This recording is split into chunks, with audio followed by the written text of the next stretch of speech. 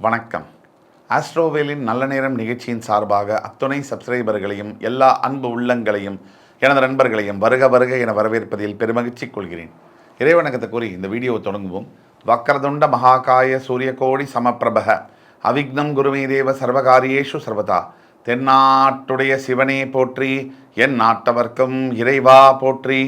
அன்பர்களே, நண்பர்களே, இன்றைக்கி நம்ம பேச போகிற தலைப்பு என்பது ஒரு மிக மிக முக்கியமான பிரத்யேகமான தலைப்பு. எல்லாருக்கும் என்னென்னா கவலை, இது வரைக்கும் எப்படியோ போயிடுச்சு சாமி, நடந்துருச்சு, எல்லாம் பிரச்சனையெல்லாம் பார்த்தாச்சு, இனிமே எதிர்காலம் எப்படி இருக்கும்? அந்த கேள்வி தான் கோடிக்கணக்கான மக்களோட மனசில் இருக்குது. அந்த எதிர்காலத்தை பற்றிய விடயங்களை, கேள்விகளுக்கு பதில் தரும் வகையில் கிரகங்களுடைய மாற்றங்கள், பயிற்சிகள் தான் அமையும். முக்கியமாக 4 கிரக பயிற்சி தான் பயிற்சி அப்படின்னு சொல்லப்படுது. குரு பயிற்சி, ராகு கேது பயிற்சி, சனி பயிற்சி. இதில் ரொம்ப முக்கியத்துவம் வாய்ந்தது குரு பயிற்சி, சனி பயிற்சி. இதில் குரு பயிற்சி ஒரு ஆண்டுக்கு ஒரு முறை பெயர்றார். ஒரு ராசியை விட்டு இன்னொரு ராசிக்கு பெயர்கிறார். தேவர்களுடைய குருவான பிரகஸ்பதி முழு சுபர், தனகாரகன், கல்விகாரகன் என்று அழைக்கப்படுகின்ற குரு பகவான் மேல்நிலை வேலைகள், ஒரு IT, hi-fi job, white collar job, இதுக்கெல்லாம் காரகத்துவம் பெற்ற கடவுளாக வருகிறார். இந்த குரு பகவான் வருகின்ற ஆண்டு, இந்த ஆங்கில புத்தாண்டில் ஏப்ரல் 30 பெயர்ந்து மேஷராசியிலிருந்து பெயர்ந்து ரிஷபராசிக்கு செல்லவிருக்கிறார். கிருத்திகை நட்சத்திரம் 1ஆம் பாதத்திலிருந்து பெயர்ந்து 2ஆம் பாதத்திற்கு போகவிருக்கிறார். இந்த குரு பயிற்சியானது 12 ராசிகாரர்களுக்கு என்ன பலன்களை தரும் அப்படிங்கிறத பற்றி தான் இந்த வீடியோ. இன்றைக்கு நம்ம பேச போகிறது குரு பயிற்சி பலன்கள் 2024 வரிசையில் கடகராசி. தாயுள்ளம் கொண்ட அன்புமிக்க கடகராசி அன்பர்களே, தாயுள்ளம்னு ஏன் சொல்கிறேன்? மேஷராசி, ரிஷபராசி, மிதுன ராசி, கடகராசி, இது 4ஆம் வீடு. இந்த வீட்டுக்கு சந்திர பகவான் மாதாகாரகன் ஆட்சி பெறுகிறார். இந்த அவருடைய சொந்த வீடாக வருகிறது. அதனால் எல்லோரிடமும் ஒரு மதர்லி டச், ஒரு மதர்லி அம்மாவுடைய அன்புக்கு இணையாக பழகக்கூடிய கடகராசி அன்பர்கள். பொதுவாகவே கடகராசி அன்பர்களுக்கு எதையும் மறக்க முடியாது. அம்மாவும் அப்படி தான், எதை செஞ்சாலும் அவங்களால மறக்க முடியாது, நல்லதாக இருந்தாலும் சரி, கெட்டதாக இருந்தாலும் சரி. ஆக தாயுள்ளம் கொண்ட கடகராசி அன்பர்களுக்கு குரு பயிற்சி பலன்கள் 2024 எப்படி இருக்கும் அப்படிங்கிறத பற்றி பார்ப்போம். இதனால் வரைக்கும் உங்களுடைய 10ஆம் வீட்டில் மேஷராசியிலிருந்து வந்த குரு பகவான் ஏப்ரல் 30 மாறி 11ஆம் வீடு ரிஷபராசிக்கு பெயரப்போகிறார். உங்கள் ராசியில் உச்சம் பெறக்கூடிய குரு பகவான் உங்களுடைய லாபஸ்தானத்திற்கு வருகை தரப்போகிறார். 10ஆம் குரு பிரச்சனையை கொடுப்பார் அப்படிங்கிறது எல்லோருக்குமே தெரியும். இந்த 10ஆம் இட குருவுடைய 11ஆம் இட குரு ரொம்ப நல்லதை செய்வார். அவர் குரு எப்போவுமே ஒரு விஷயம் நீங்கள் புரிஞ்சுக்க வேண்டியது, குரு பகவான் இருக்கின்ற இடத்தை விட அவர் பார்க்கின்ற பார்வைக்கு தான் சிறப்பு அதிகம். அவர் இருக்கின்றது இப்போ 11ஆம் வீடு, வரப்போகிறார் 11ஆம் வீட்டுக்கு. அதை விட அவர் பார்க்க போகிறது உங்களுடைய 3ஆம் வீடு கன்னிராசி, உங்களுடைய 5ஆம் வீடு விருச்சிக ராசி, உங்களுடைய 7ஆம் வீடு மகர ராசி. இதுதான் இந்த 3ஆம் வீடு என்பது உபஜயஸ்தானம் அப்படின்னு சொல்லுவோம். 3ஆம் வீடு அப்படின்னா என்ன அப்படின்னு கேட்டிங்கன்னா, உங்களுடைய முயற்சிகள், நீங்கள் எடுக்கக்கூடிய எஃபர்ட்ஸ், உங்களுடைய சகோதர சகோதரிகள், உங்களுடைய நண்பர்கள், உங்களுடைய பார்ட்னர்ஷிப்பில் இருக்கக்கூடிய பார்ட்னர்ஸ், இவர்களையெல்லாம் குறிக்கக்கூடியது 3ஆம் இடம். உங்களுடைய கல்வி, இதை குறிக்கக்கூடியது 3ஆம் இடம். அப்போ இந்த இடத்தை குரு பகவான் தன்னுடைய சிறப்பு 5ஆம் பார்வையாக பார்ப்பதினால் கடகராசி என்பவர்களுக்கு கல்வியில் முன்னேற்றம், படிக்கக்கூடிய மாணவ மாணவியர்களாக இருக்கக்கூடிய கடகராசி என்பவர்களுக்கு நினைத்ததை படிக்கக்கூடிய யோகம். அது எத்தனை பேருக்கு இருக்குது? 1,00,000 பேரில் ஒன்று நமக்கு படிப்பு வராது, இல்லை நம்ம படிக்கணும்னு நினைக்கிற படிப்பு நமக்கு கிடைக்காது. இதெல்லாம் அமையிறதுங்கிறது யோகம் தானே. அந்த யோகம் எத்தனை பேருக்கு இருக்குது? அது இந்த ஆண்டு கடகராசியில் இருக்கக்கூடிய மாணவ மாணவியர்களுக்கு கிடைக்கும். அதே மாதிரி சகோதர சகோதரிகளின் மூலியமாக அனுகூலம். இந்த காலத்தில் அண்ணா தம்பி, அக்கா, தங்க நல்லா இருக்கியாப்பா அப்படின்னு கேட்டாலும் அதுவே மிகப்பெரிய உதவி. அப்படி கேட்டால் கூட மனசுக்குள்ள இவன் பாரு நம்மளை விட பெரிய ஆளாரானா அப்படிங்கிற எண்ணத்தோடு தான் இன்றைக்கி உறவுகள் இருக்குது. எல்லோரும் அல்ல, அப்படியும் இருக்காங்க. ஆக இந்த மாதிரியான நிலைமை மாறி தன்னுடைய தம்பி, தன்னுடைய அண்ணா, தான் ரத்தம், தான் சதை அப்படின்னு நினச்சி நல்லதை செய்யக்கூடிய, உதவிகளை செய்யக்கூடிய, ஒரு நல்ல வேலையை வாங்கி தரக்கூடிய, நல்ல ஒரு கன்ஸ்ட்ரக்ஷன் பண்ணுறீங்க, வீடு கட்டுறீங்கன்னா அதுக்கு உதவக்கூடிய, இது மிகப்பெரிய அளவில் பக்கத்துணையாக இருக்கக்கூடிய, பக்கத்துணைனா என்ன வெறும் பணம் கொடுக்கறது மட்டும்தான் அப்படின்னு இல்லை, மாரல் சப்போர்ட்டுங்க. நீ கவலைப்படாதடா, உன் அண்ணா நான் இருக்கேன் அப்படின்னு சொல்லக்கூடிய, அவன் இருக்கானோ இல்லையோ அந்த வார்த்தை தானங்க மனுஷனுக்கு முக்கியம். அந்த வார்த்தையை உங்கள் சகோதர சகோதரிகள் உங்களுக்கு சொல்லுவார்கள். அப்படிப்பட்ட அருமையான ஆண்டாக இந்த குரு பயிற்சி ஏப்ரல் 30ஆம் தேதிக்கு பிறகு கடகராசி என்பவர்களுக்கு வருகிறது. அடுத்தபடியாக நண்பேண்டா டாபிக்கு வருவோம்.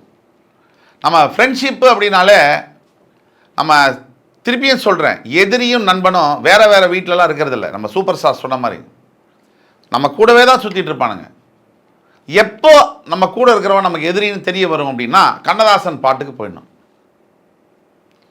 அதாவது செந்தணலும் நீர் போல் தெரியும், நண்பனும் பகைவரும் நட்பு போல் தெரியும், அது எப்போ காலம் வரும்போது தான் அதை உணரும் அப்படிங்கிற பாடல் வரிகளுக்கு ஏற்ப பகைவன் நம்ம கூடவே தான் இருப்பான். அவர் சொன்னது தான் நான் திருப்பியும் சொல்கிறேன்னு நினைக்காதீங்க, சிரிச்சுக்கிட்டே இருப்பான். நண்பனுக்கும் பகைவனுக்கும் அவர் சொல்லாத இன்னொரு விஷயத்தை நான் சொல்கிறேன். பகைவன் எப்பவுமே சிரிச்சிட்டு இருப்பான், நண்பன் எப்பவும் சிரிக்க மாட்டான். எப்போ பார்த்தாலும் மூஞ்சியில் நல்லதையே பேசுவான், அதுதான் பகைவன். நண்பன் மூஞ்சியில் அடித்த மாதிரி பேசுவான், இதுதான் வித்தியாசம். உங்களுக்கு பிடிச்ச மாதிரியே பேசக்கூடியது பகைவன், உங்களுக்கு பிடிக்காததையும் பேசுறது உங்கள் நண்பன், இதுதான் வித்தியாசம். அந்த மாதிரி நண்பர்களினால் உங்களுக்கு மிகப்பெரிய ஆதாயம் கிடைக்கக்கூடிய சூழ்நிலை ஏற்படுகிறது. இந்த நண்பர்கள் என்பது வாழ்க்கையில் ரொம்ப ரொம்ப முக்கியமான ஒரு பாயிண்ட்டு. இந்த ஃப்ரெண்ட்ஷிப்னால் வேலை கிடைக்குது, பல பேருக்கு நல்ல பெண்ணை திருமணம் செய்யக்கூடிய யோகம் கிடைக்குது. ஏன் ஃப்ரெண்ட்ஸோட தங்கையோ அக்காவையோ கூட கல்யாணம் பண்ணிருக்காங்களே, கல்யாணம் பண்ணி கொடுக்குறானே மனசார, ஏன் நண்பன் சொல்லி அந்த மாதிரியான யோகங்கள் ஏற்படுது. அதே மாதிரி அந்த மாதிரி கல்யாணம் பண்ணி கொடுத்த நண்பர்களை பல ஆண்டுகளுக்கு அப்புறம் ஏன்டா நீ தாண்டா எனக்கு முதல்ல இனிமைன்னு ஃபீல் பண்ணுற அளவுக்கு அந்த கல்யாண வாழ்க்கையும் இருக்குது, அது வேறு விஷயம். பட் கல்யாணம் பண்ணி கொடுக்குறாங்க.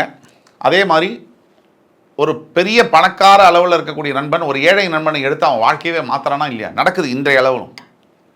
அப்போ நண்பர்கள்னால அனுகூலம். பார்ட்னர்ஷிப், சரியான ஒரு பார்ட்னர் இல்லைன்னு சொன்னால் பிஸ்னஸில் நீங்கள் எவ்வளவு தான் முயற்சி, எவ்வளவு தான் திறமை இருந்தாலும் அந்த பிஸ்னஸ் அடியோடு போயிடும். அந்த மாதிரி நல்ல பார்ட்னர்ஸ் அமையக்கூடிய வேலைகள் இதையெல்லாம் தரக்கூடிய, நீங்கள் எடுக்கக்கூடிய முயற்சிகள் அத்தனையும் திருவினையாகக்கூடிய வாய்ப்பு. முயற்சி திருவினையாக்கும் என்ற வாக்கிற்கிணங்க. இது எல்லாத்துக்கும் மேலே உங்களுக்கு வாழ்க்கையில் உபஜயஸ்தானம்னா எஃபர்ட்ஸ் நீங்கள் போடுவீங்க. எஃபர்ட்ஸ் நீங்கள் போடும்போது அந்த எஃபர்ட்ஸுக்கு ரிசல்ட் உடனே கிடைக்கும். அடுத்தபடியாக உங்களுடைய 5ஆம் வீடு என்று சொல்லக்கூடிய விருச்சிக ராசிக்கு அவருடைய சமசப்தம பார்வை விழுவதனால் நிறைய வருஷமாக பசங்க இல்லைன்னு சொன்னால் அந்த வீடே ஒரு சுடுகாடு மாதிரி தான். அதாவது நீங்கள் பாருங்கள், காசு, பணம், பதவி இதெல்லாம் கொடுக்க முடியாத, இதால் வாங்க முடியாத பல விஷயங்கள் இன்னமும் உலகத்தில் இருக்குது.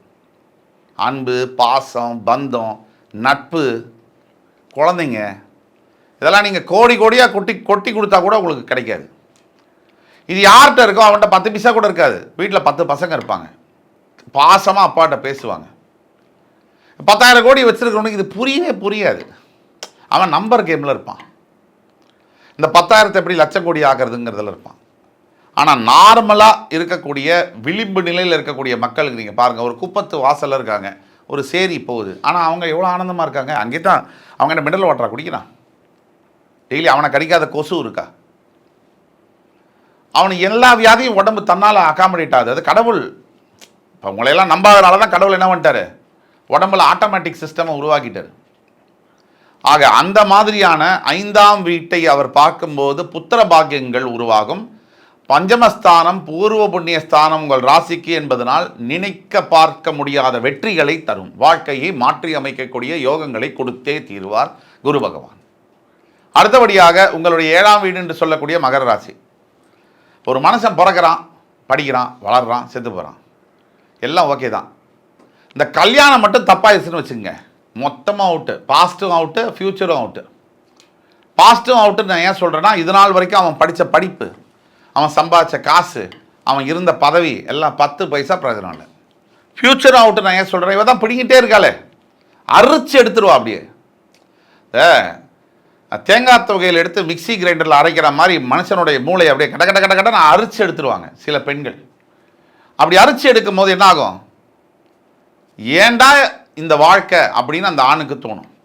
ஒரு ஆணுக்கு இன்னொரு பிரச்சனை என்னன்னு சொன்னால், பெண் வந்து அழுதுறது, இல்லை வந்து ஒரு கத்துறது, சத்தம் போடுறது எல்லாம் சமுதாயம் கேட்கும் காது கொடுத்து. ஒரு ஆணுடைய அழுகை என்பது அவனுக்கே கேட்காது. அதுதான் ஒரு பெரிய விஷயம். இதில் ஒரு ஆண் அழும் போது சைலண்ட்டாக அழுவான், அவன் அழுகிறது அவனுக்கே கூட கேட்காது, அவன் மற்றவனுக்கு சொல்லவே மாட்டான். அப்படிப்பட்ட அழுகையை தரக்கூடிய அந்த ஆணுக்கு இந்த மகர ராசியை குரு பகவான் பார்ப்பதினால் இந்த ஆண்டு கடகராசி என்பர்கள், ஆணாக இருக்கக்கூடிய கடகராசி என்பர்களுக்கு அருமையான வாழ்க்கை துணை பெண்டாட்டி அமைவாள் என்று கூறிக்கொண்டு, அதே மாதிரி பெண்ணாக இருக்கக்கூடிய கடகராசிக்கும் நல்ல கணவன்மார்களும் வருவார்கள். ஆக அத்துணை யோகங்களையும் அள்ளித்தரும் ஆண்டாக கடகராசி என்பர்களுக்கு இந்த ஆண்டு வருகிறது என்றால் அது மிகையல்ல. அதுவும் ஏப்ரல் 30ஆம் தேதிக்கு பிறகு குரு பகவான் மேஷராசியில் ரித்திய நட்சத்திரம் 1ஆம் பாதத்திலிருந்து 2ஆம் பாதம் ரிஷபராசியில், மேஷராசியில் கிருத்திகை நட்சத்திரம் 1ஆம் பாதத்திலிருந்து ரிஷபராசியில் இருக்கக்கூடிய கிருத்திகை நட்சத்திரம் 2ஆம் பாதத்திற்கு அவர் பெயரும் பொழுது இந்த அற்புதம் நிகழும். ஆக ஏப்ரல் 30ஆம் தேதிக்கு பிறகு கடகராசி என்பவர்களுக்கு மிகப்பெரிய அதிசயங்கள் காத்திருக்கிறது என்று கூறி, அடுத்து வரும் காணொலியில் என் அன்புமிக்க கடகராசி அன்பர்களே, உங்களை எல்லோரையும் சந்திக்கும் வரை உங்களிடமிருந்து விடைபெறுவது உங்கள் சுபாஷ் பாலகிருஷ்ணன். நன்றி, வணக்கம், வாழ்க வளமுடன்.